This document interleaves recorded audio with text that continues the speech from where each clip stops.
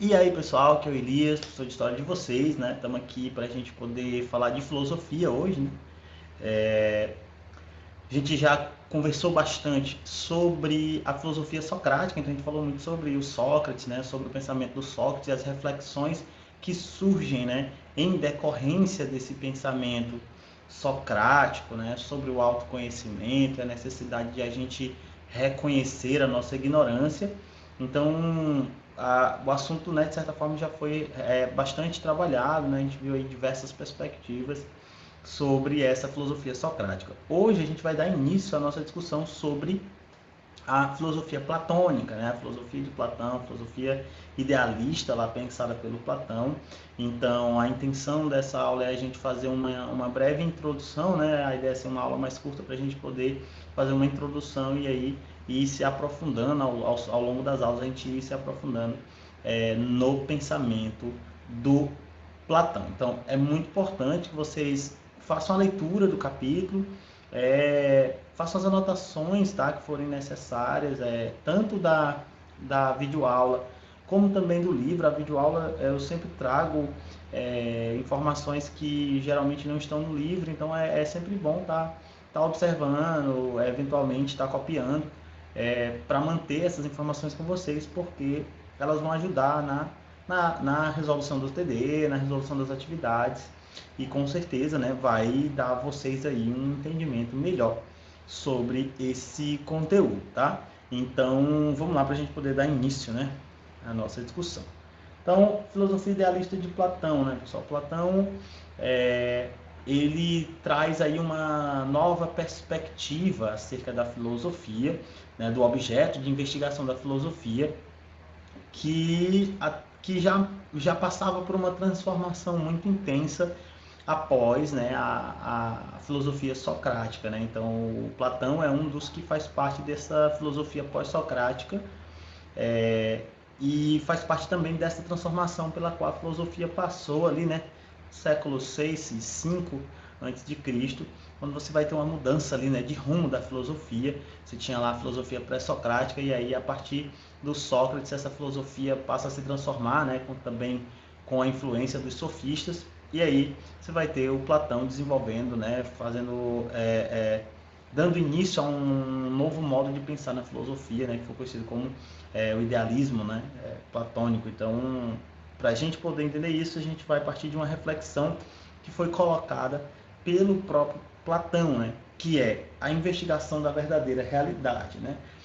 O Platão, pessoal, um dos fundamentais questionamentos colocados pelo Platão era a ideia de que as coisas nem sempre são exatamente o que são, né? Ou ainda, né, até que ponto aquilo que a gente vê, que a gente conhece, de fato é o que é. Então, o Platão ele vai fazer justamente essa divisão entre, vamos dizer assim, uma realidade existente e uma verdadeira realidade. Então, o que o Platão vai buscar investigar na sua filosofia é essa verdadeira realidade que ele discutia, né? Então, a questão fundamental pensada pelo Platão é justamente essa, né? Será que a realidade é exatamente como a conhecemos? E aí a gente vai mais para frente ver um texto, né, do Platão, que é chamado Alegoria da Caverna, ou Mito da Caverna, de Platão, onde ele vai descrever por meio de um mito, né, de uma alegoria, esse processo de como muitas vezes ah, aquilo que parece ser real, ser o que é, na verdade não o é, né? Então, quer dizer, a investigação do Platão agora não apenas parte para o ser humano enquanto objeto da investigação filosófica, mas para o ser humano e a sua relação com o mundo e a forma como esse ser humano ele se relaciona, né, com esse mundo. Até que ponto aquilo que existe fora de nós, aquilo que nós entramos em contato e aquilo que nós conhecemos de fato são do jeito que são, né? Até que ponto nós conhecemos a realidade exatamente como ela é. Então, essa perspectiva primeira, né, é o que vai fazer, é que vai movimentar essa filosofia platônica. Segundo Platão, os filósofos pré-socráticos, eles seriam, né, os chamados aí primeiro navegadores. O que é isso, né? Porque assim, quando você está quando os marinheiros estão lá no navio, sei lá, um navio à vela, né? Que precisa da força do vento para o navio poder se locomover. Então, se eles vão lá e navegam enquanto há vento e tudo mais, ali é chamado de primeira navegação. Se eventualmente acontecer, sei lá, uma tempestade, rasgou a vela por algum motivo, e aí eles precisam remar, né, para poder se salvar, para poder locomover o navio, é chamado de segunda navegação. Então, essa analogia o Platão ele fez, mas com a filosofia, né? Então ele vai definir assim: os filósofos pré-socráticos eles executaram ali a primeira navegação. E essa primeira navegação ela era caracterizada pelo quê? Por uma investigação da natureza. Lembra lá dos primeiros filósofos que a gente estudou? Tales, Mileto, Parmênides, Heráclito, Demócrito, todos eles buscaram estudar e entender a natureza, entender o seu funcionamento, né? Buscaram eleger uma espécie de matéria primordial. É só a gente lembrar, qual era a matéria primordial do Tales de Mileto? A água. Qual era a matéria primordial lá do Demócrito? O átomo. E por aí vai, né? Então, se a gente for ver, né, esses primeiros filósofos pré-socráticos, eles buscaram investigar essa natureza, né, entender o funcionamento da natureza e também compreender qual era a matéria, né, que tinha dado origem, né, a matéria primordial, aquela que dá o princípio de todas as coisas. No entanto, na perspectiva de Platão, essas explicações elaboradas por esse filósofo elas não foram suficientes, né, elas não foram convincentes. Ou seja, eles não conseguiram, né, efetivar, né, de fato essa investigação de forma definitiva. Então, na perspectiva do Platão, eles teriam ali, né, chegado a um ponto do qual eles não conseguiam passar, né? Então, para ele, os filósofos pré-socráticos eles não conseguiram convencer, né, com aquele discurso, né, que era proposto por eles lá nos séculos anteriores a Sócrates, não conseguiram convencer, né, na verdade, as diversas perspectivas, né, não conseguiram dar solidez àquilo que havia sido investigado lá pelos pré-socráticos. Então, é aí que ele vai discutir, né, ele vai trazer justamente a ideia de que ele, né, a partir dele, o próprio Sócrates também, né, daria um novo passo, que é a segunda investigação, que agora não seria mais apenas uma investigação sobre a natureza, né, mas sobre a realidade como um todo, né? Então, na perspectiva dele, enquanto os primeiros eles vão investigar a natureza, o Platão ele a partir dele você teria uma investigação ainda mais ampla, né? Que era uma investigação sobre a realidade, sobre a natureza da realidade, não apenas sobre a composição e o princípio de todas as coisas, mas a própria natureza da realidade. Então, para o Platão aqui há uma divergência, né? E aí a gente já observa que há de fato um rompimento entre uma filosofia anterior, que é chamada de pré-socrática, e aquela filosofia, né, da qual Sócrates vai fazer a grande diferença, né?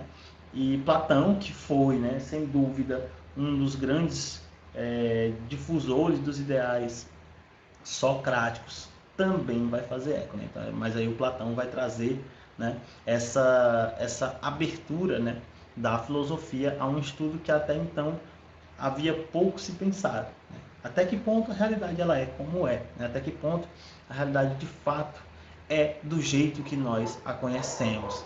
E esse pensamento do Platão ele é muito importante porque ele vai ser fundamental no desenvolvimento da filosofia, né? Então aqui eu até trouxe algumas imagens interessantes, não sei se vocês conseguem ver aí direito, né? Aqui a gente tem a possibilidade de ver, né, formas diferentes, né, para uma mesma realidade, vamos colocar assim, né, uma mesma imagem. E aí eu primeiro vou perguntar, vocês conseguem ver o quê? Né? O que é que vocês estão vendo? É uma jovem moça ou uma velha de nariz longo?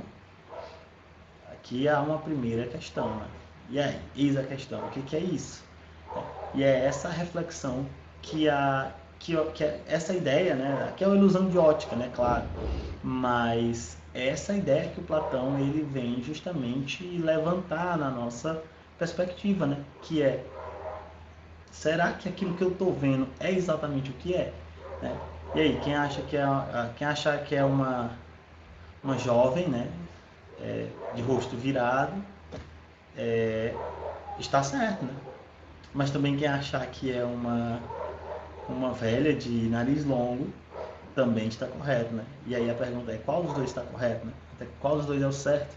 Então, olha aqui dá, não sei se vocês vão conseguir ver, deixa eu encontrar aqui o mouse, ó. Então, se na perspectiva da jovem, a gente tem aqui, que provavelmente seria, aqui é o cabelo dela, tá? Que é a orelha, ó, né? Rosto aqui, ó, meio virado, né? O queixo dela aqui, um resquício do nariz aqui, e o pescoço dela com uma espécie de gargantilha, algo do tipo, e aí ela tá virando, né? Virada para o outro lado. Mas, se a gente olhar de uma outra perspectiva e observar aqui, ó, aqui pode ser o olho, aqui o rosto enrugado de uma velha, ó. Se a gente olhar aqui, ó, aqui seria a bochecha dela, ó, enrugada, aqui o nariz, adunco, ó, nariz, e aqui a boca e o queixo. Então, quer dizer, é uma ilusão de ótica, mas que traz justamente essa reflexão, né? Nem sempre aquilo que a gente vê é exatamente o que é, né? E aí é esse pensamento que faz com que o Platão ele pense, né? Essas questões. Aqui outra situação, né? O que é que a gente vê esse desenho, né?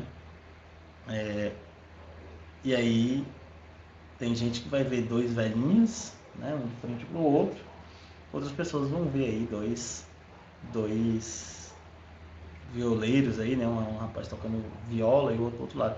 Então aqui a gente vê uma imagem formada por vários elementos que acabam criando imagens diversas. E a intenção do Platão é fazer a gente observar a realidade dessa mesma forma, né?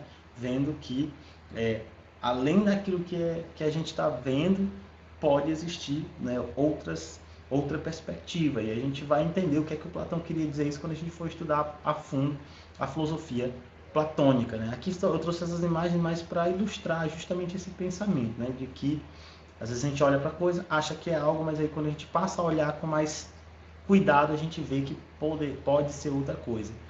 E é esse olhar com cuidado que o Platão ele vai levantar, né? Essa investigação mais cuidadosa, mais minuciosa que o Platão vai defender. Então, pessoal, o Platão ele foi um filósofo que viveu entre 429 a.C. e 347 a.C., né? Então ele é um filósofo ali do século V, né, antes de Cristo. Ele viveu em Atenas, na Grécia, né? Foi provavelmente discípulo de Sócrates e, sem dúvida, um dos principais divulgadores do pensamento socrático.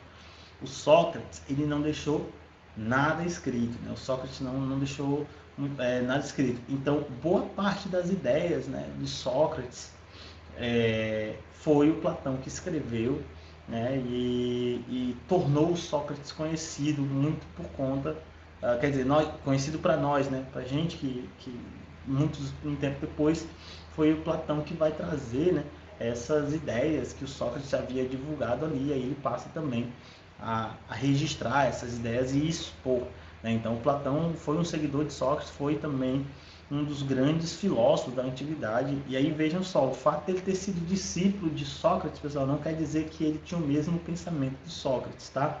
Isso é uma coisa que a gente vai ver na filosofia antiga, que o fato de um filósofo ele ser discípulo de um outro não significa dizer que ambos compartilham das mesmas ideias, tá? Na verdade, era muito comum que esses filósofos discordassem, né? Justamente porque a intenção da filosofia era justamente elaborar o pensamento próprio, né? Sem depender da tutela de ninguém.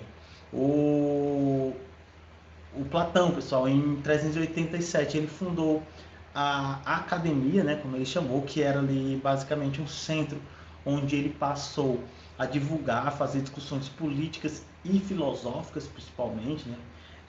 Foi um importante centro de difusão da filosofia, né? O Platão, ele acaba ganhando bastante prestígio, né, por conta ali dos seus discípulos, aqueles que ele entrou em contato, né? E a academia ela foi fundamental para a difusão dessas ideias, tá?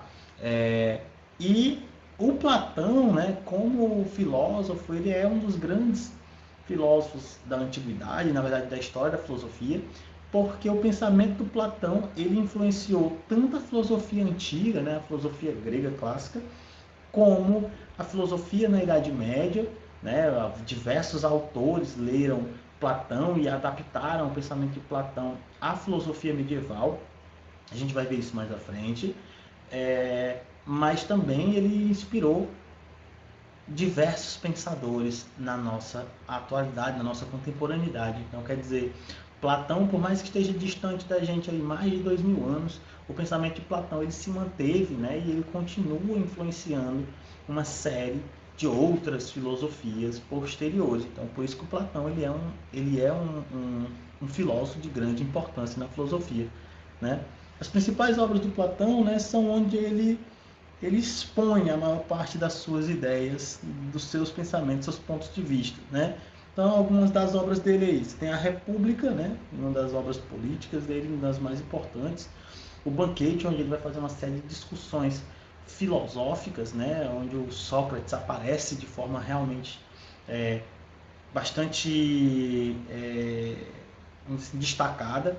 Apologia de Sócrates, né? Apologia quer dizer defesa de Sócrates, né? Então o Platão ele escreve, né, uma tese ali, né, de defesa das ideias de Sócrates, Fédon e entre outras obras, né? Esses aqui são as principais obras do Platão.